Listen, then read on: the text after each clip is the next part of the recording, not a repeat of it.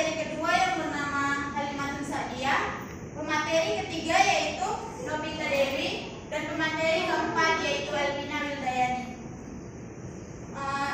Di sini kami ingin mempresentasikan hasil diskusi kami yang berjudul Pembelajaran SD berdasarkan minat area ilmu pengetahuan alam dan matematika. Materi pertama akan dijelaskan oleh Niki Arniza. Kepada Niki, dipersilakan. Menurut Haryono, uraian karakteristik belajar IPA dapat diuraikan sebagai berikut. Yang pertama, proses belajar IPA melibatkan hampir semua alat indera, seluruh proses berpikir, dan berbagai macam gerak otot.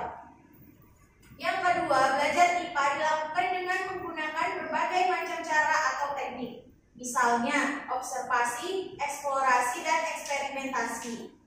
Yang ketiga, belajar IPA memerlukan berbagai macam alat terutama untuk membantu pengamatan. Hal ini dilakukan karena kemampuan alat indera manusia itu sangat terbatas.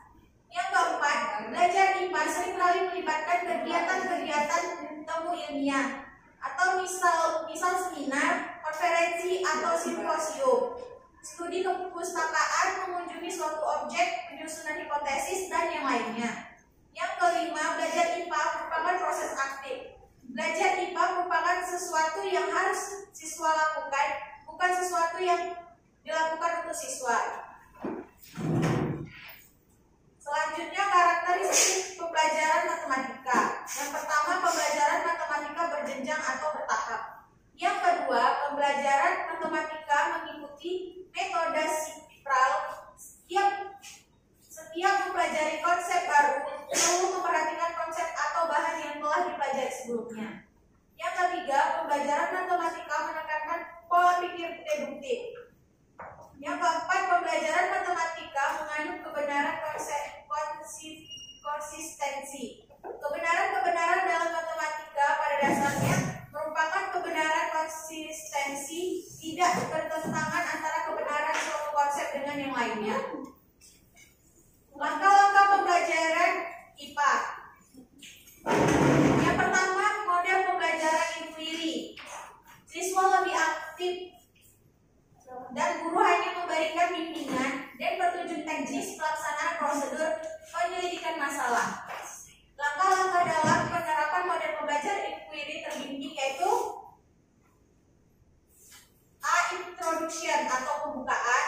Yang kedua, questioning atau permasalahan. Yang ketiga, planning atau perencanaan. Yang keempat, implementing atau pengimplementasian. Yang kelima, concluding atau penyimpulan, dan yang terakhir yaitu reporting atau laporan.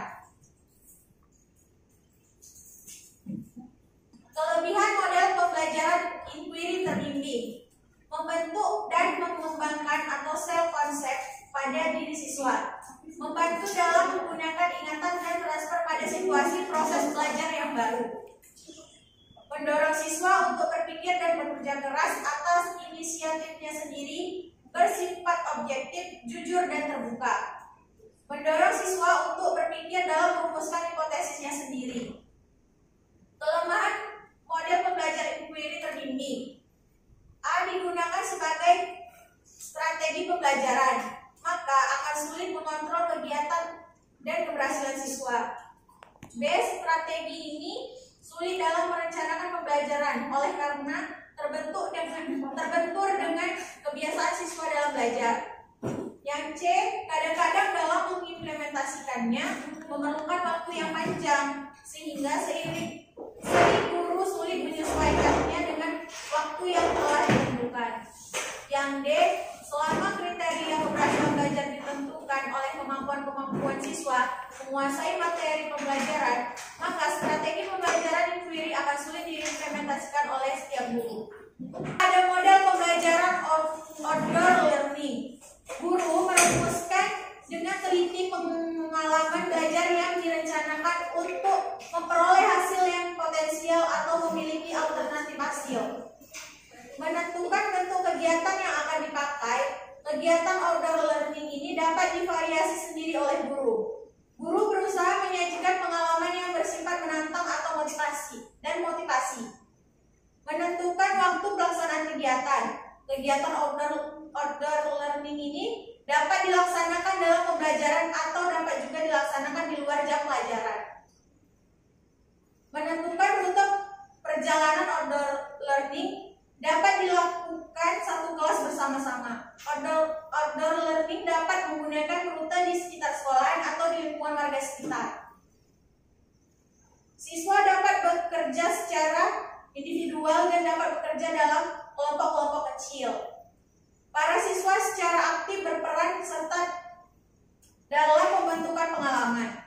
Setelah semua persiapan selesai, maka tahap selanjutnya pelaksanaan kegiatan outdoor learning, yaitu guru menjelaskan tentang aturan dan pembelajaran dengan outdoor learning.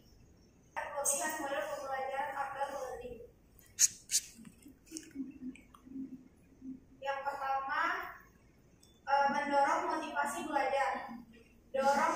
Dorongan motivasi belajar ini timbul karena kegiatan belajar di luar kelas menghilangkan batas ruang belajar siswa dan membuat siswa belajar yang baru. Suasana belajar yang menyenangkan.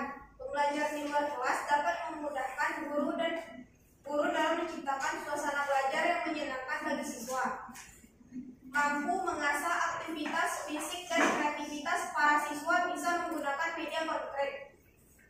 Mendorong para siswa menguasai keterampilan sosial. Mendorong para siswa mempunyai keterampilan studi. Keterampilan bekerja kelompok. Hampir semua materi yang diajarkan di luar kelas dilakukan secara berkelompok. Adapun kelemahan model pembelajaran outdoor learning. Yang pertama, para siswa bisa bermain kemana-mana karena berada di alam bebas. Yang kedua, gangguan konsentrasi. Yang ketiga, kurang tepat waktu atau waktu banyak tersita. Biasanya lebih sering terjadi saat dalam perjalanan ke lokasi outdoor. Yang keempat, pengelolaan kelas yang lebih sulit. Yang kelima, lebih banyak praktek dan minim teori. Yang keenam, bisa terserang panas atau dingin. Adapun langkah-langkah pembelajaran matematika. Yang pertama, model pembelajaran dramat. Langkah-langkah dalam persiapan pembelajaran dengan metode dramat yaitu yang satu, introduction atau pengantaran. Yang kedua, development atau pengembangan. Yang ketiga, equiting atau peradaan. Selanjutnya, kelebihan model pembelajaran dramat. A. Minat belajar awal siswa dalam pembelajaran matematika yang menggunakan metode dramat sama dengan minat belajar awal siswa dalam pembelajaran matematika yang menggunakan metode tradisional. B. Proses pembelajaran mengenal bangun datar dengan menggunakan metode dramat berjalan dengan baik, lancar, dan respon aktif siswa serta sesuai dengan aspek yang diuraikan pendapat para ahli mengenai metode dramat. C. Minat belajar siswa dalam pembelajaran matematika yang menggunakan metode dramat lebih tinggi daripada minat belajar siswa dalam pembelajaran matematika yang menggunakan metode tradisional. D. Peningkatan minat belajar siswa dalam pembelajaran matematika yang menggunakan metode dramat lebih tinggi dibandingkan dengan peningkatan minat belajar siswa dalam pembelajaran matematika yang menggunakan pendekatan pembelajaran tradisional. 2. Model pembelajaran SAVI. Subject, Auditory, Visual, Intellectual. Langkah-langkah model pembelajaran SAVI yaitu 1. Tahap persiapan dalam menimbulkan minat para siswa, memberikan siswa penasaran positif mengenai pengalaman belajar yang akan datang, dan menempatkannya dalam situasi optimal untuk belajar. Kedua, tahap penyampaian guru. 2. Model pembelajaran SAVI. Subject, Auditory, Visual, Intellectual. Langkah-langkah model pembelajaran SAVI yaitu 1. Tahap persiapan dapat menimbulkan minat para siswa, memberikan siswa perasaan positif mengenai pengalaman belajar yang akan datang, dan menempatkannya dalam situasi optimal untuk belajar. 2. Tahap penyampaian guru dapat membantu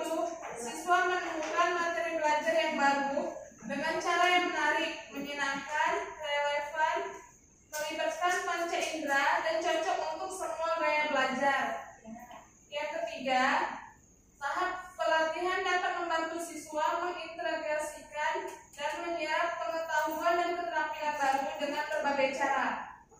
Yang keempat, tahap penampilan hasil dapat membantu siswa menerapkan dan memperluas pengetahuan atau keterampilan baru pada pekerjaan, sehingga hasil belajar akan melekat dan penampilan hasil akan terus meningkat. Kelebihan dari model pembelajaran Safi yaitu: 1. Memunculkan suasana belajar yang lebih menarik, menyenangkan, dan efektif. 2. Terciptanya kerjasama di antara siswa. 3. Proses berpikir siswa dari konkret ke abstrak. 4. Pembelajaran bersifat aktif, bukan pasif. 5. Guru hanya sebagai fasilitator dan pendamping dalam pembelajaran siswa membangun sendiri materi atau pelajaran yang dihadapi. Kelebihan model pembelajaran Safi: yang pertama, guru harus mempersiapkan pembelajaran secara matang. Di samping itu, memerlukan lebih banyak tenaga, pemikiran, dan waktu. 2. Agar proses pembelajaran berjalan dengan lancar, maka dibutuhkan dukungan fasilitas, alat, dan biaya yang cukup memadai. 3. Saat kegiatan diskusi berlangsung, ada kecenderungan memerlukan waktu yang cukup lama. Selanjutnya, pengembangan RPP Paikem saintifik sesuai kurikulum 2013. Untuk mengembangkan RPP sesuai dengan kebutuhan kurikulum 2013, seorang guru harus menguasai model-model pembelajaran Paikem, kooperatif, penyingkapan atau discovery, penelitian atau inquiry learning, menghasilkan karya berbasis pemecahan masalah atau project based learning, pendekatan tematik integratif, pendekatan saintifik atau pendekatan ilmiah, dan nilai-nilai pendidikan karakter yang tertuang dalam standar kelulusan. Pelaksanaan pembelajaran merupakan implementasi dari RPP. Pelaksanaan pembelajaran Paikem saintifik sesuai dengan kurikulum 2013 meliputi kegiatan pendahuluan, kegiatan inti, dan kegiatan penutup. Baiklah, materi selanjutnya yaitu adalah evaluasi proses pembelajaran IPA dan matematika. Nah, yang pertama di sini saya akan menjelaskan mengenai evaluasi proses belajar IPA di SD. Adapun tujuan evaluasi dalam kurikulum 2013 yaitu tujuan evaluasi pembelajaran IPA di SD. Yang pertama yaitu untuk memahami konsep-konsep IPA yang berkaitan dengan kehidupan sehari-hari. Nah, jadi di sini kita memberi materi itu dengan misalnya contohnya dengan lingkungan sekitar. Yang kedua yaitu memiliki keterampilan proses untuk mengembangkan pengetahuan, gagasan tentang alam sekitarnya. Yang selanjutnya yaitu mempunyai minat untuk mengenal dan mempelajari benda-benda serta kejadian di lingkungan sekitar. Yang keempat yaitu bersikap ingin tahu, tekun, terbuka, bertanggung jawab, bekerja sama, serta mandiri. Yang kelima yaitu mampu menerapkan berbagai konsep IPA untuk menjelaskan gejala-gejala alam dan memecahkan masalah-masalah tersebut dengan menjelaskannya dikaitkan dalam kehidupan sehari-hari. Selanjutnya yaitu mengenal dan memupuk rasa cinta terhadap alam sekitar, sehingga para peserta didik mempunyai kesadaran untuk menjaga lingkungannya. Adapun alat evaluasi proses pembelajaran IPA yang diperlukan yaitu yang pertama terdiri dari alat evaluasi untuk mengukur kemampuan kognitif. Nah, jadi dalam praktiknya ini memerlukan waktu khusus untuk evaluasinya. Namun sekolah tidak menyediakan pelaksanaannya dengan evaluasi ini. Dan penilaian proses diatur sendiri oleh guru pada proses pembelajaran berlangsung. Yang kedua yaitu alat evaluasi untuk menentukan kualitas hati nurani. Selama proses pembelajaran, latihan tentang ranah afektif ini terus dilaksanakan. Agar latihan ini suatu saat memberi hasil yang baik, maka guru perlu mengembangkan alat evaluasi untuk mengamati sikap hidup peserta didik. Selanjutnya yaitu alat evaluasi yang akan mengukur keterampilan. Nah, jadi kan di sini ada beberapa jenis keterampilan dalam IPA. Nah, misalnya yaitu yang pertama keterampilan menggunakan tangan. Ini misalnya contohnya cara memegang termometer seperti itu. Lalu yang kedua, keterampilan menggunakan indera penglihatan. Nah, di sini misalnya dalam proses pembelajaran itu ada mengamati, mengobservasi. Yang ketiga yaitu keterampilan menggunakan indera pengecap. Nah, yang dilatihkan adalah misalnya mengecap rasa, baik itu manis, pahit, asam, asin, dan lain sebagainya. Yang keempat yaitu keterampilan menggunakan indera penciuman. Nah, misalnya melatih siswa misalnya mengenal bumbu-bumbu dapur seperti itu. Atau misalnya seperti zat-zat yang ada dalam IPA seperti misalnya belerang dan lain sebagainya.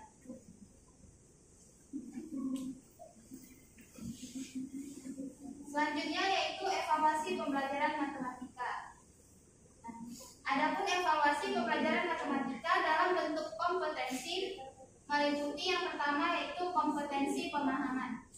Ada berbagai jenis pemahaman matematik, yaitu pemahaman mekanikal, induktif, rasional, komputasi, fungsional, instrumental, dan relasional. Yang kedua yaitu kompetensi penalaran. Nah, penalaran adalah proses berpikir lebih tinggi daripada pemahaman. Nah, dalam penalaran ini ada unsur kompleksitas, yaitu dia lebih cermat, ditinjau dari berbagai aspek serta dampak diperkirakan. Indikator kemampuan penalaran matematik yaitu mampu menyimpulkan, menjelaskan, memperkirakan proses dan solusi, menggunakan pola, dan lain sebagainya. Yang ketiga yaitu kompetensi koneksi kemampuan. Nah, kompetensi koneksi kemampuan ini dalam matematika yaitu untuk mengaitkan suatu konsep atau aturan matematika yang satu dengan yang lainnya. Nah, contohnya misalnya apakah persegi itu persegi panjang atau persegi panjang itu persegi. Jadi dia ada keterkaitan antara persegi panjang dan persegi. Yang keempat yaitu kompetensi investigasi. Nah, jadi kemampuan yang ini yaitu merupakan berkenaan dengan meneliti atau menyelidiki suatu pola keteraturan, proses matematika, algoritma, gambar diagram tabel, dan lain sebagainya. Kelima yaitu kompetensi komunikasi. Nah, jadi di sini kemampuan siswa untuk mengkomunikasikan ide matematik kepada orang lain dalam bentuk bisa lisan, tulisan, atau diagram, sehingga orang lain bisa memahaminya. Yang keenam yaitu kompetensi observasi. Nah, jadi dalam hal ini kemampuan siswa untuk mengamati suatu fenomena atau suatu pola keteraturan. Lanjut. Nah, jadi contohnya misalnya kita meminta peserta didik untuk menggambarkan sebuah kubus di mana misalnya titiknya ada A, B, C, D, E, F, G, H. Nah, itu. Yang ketujuh yaitu kompetensi eksplorasi. Nah, jadi dalam hal ini kemampuan siswa yaitu untuk menggali kembali konsep atau aturan, teorema, dalil, sifat yang sudah diketahui untuk digunakan dalam permasalahan yang sedang dihadapi dalam proses pembelajaran. Yang kedelapan yaitu kompetensi inquiry. Nah, jadi dalam hal ini peserta didik yaitu menemukan konsep aturan matematika dengan melalui observasi, investigasi, dan eksplorasi. Yang kesembilan yaitu kompetensi konjektur. Jadi dalam hal ini kemampuan untuk membuat pertanyaan matematika yang bernilai benar berdasarkan observasi. Kebenaran pernyataan tersebut belum dibuktikan kebenarannya secara formal, akan tetapi baru bersifat tidak formal dengan contoh atau gambar. Yang ke-10 yaitu kompetensi hipotesis. Kemampuan hipotesis adalah kemampuan menyusun jawaban sementara terhadap kenyataan yang dikemukakan. Yang ke-11 yaitu kompetensi generalisasi, yaitu kemampuan untuk membuat suatu kesimpulan yang bersifat umum. Nah, contoh instrumen tesnya yaitu misalnya tentukan hasil penjumlahan dua bilangan berikut. Nah, jadi nanti disebutkan bilangannya dan seterusnya. Yang ke-12 yaitu kompetensi kreativitas. Kompetensi kreativitas matematika adalah kemampuan siswa untuk menciptakan suatu ide, gagasan, cara, metode, proses, produk yang baru dan inovatif. Yang ke-13 yaitu kompetensi pemecahan masalah. Masalah dalam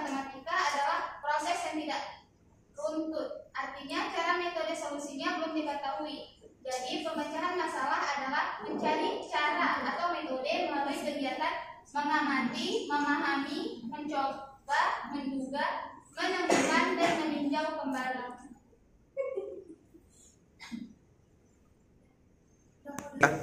Sekian presentasi dari kami. Di sini kami buka sesi pertanyaan. Bagi teman-teman yang ingin bertanya,